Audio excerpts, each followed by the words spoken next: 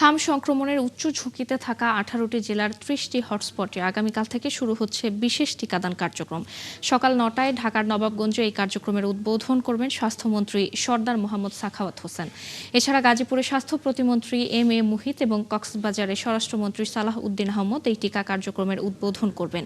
দুপুরে সচিবালয়ে ব্রিফিংয়ে স্বাস্থ্যমন্ত্রী আরও জানান, প্রথম পর্যায়ে 30টি উপজেলায় শিশুদের অগ্রাধিকার ভিত্তিতে এই টিকা দেয়া হবে। 18টা ডিস্ট্রিক্টের অধীনে 30টা উপজেলায় আমরা আগামীকাল সকাল 9টা থেকে টিকা কার্যক্রম মিজেলস আমরা শুরু করতে যাচ্ছি।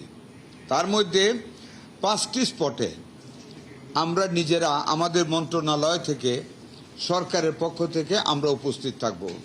বাকি 25টা উপজেলায় আমাদের সিভিল সার্জনগণ স্থানীয় কর্মকর্তাদের নিয়ে ওই কাজটা উদ্বোধন করবে। ফার্স্ট হিটে নিয়েছি, ফার্স্ট কনসিডারেশন নিয়েছি 6 মাস থেকে 59 মাস, মানে 5 বছর থেকে 1 মাস কম। এই গ্রুপটাকে আমরা কালকে থেকে শুরু করতেছি।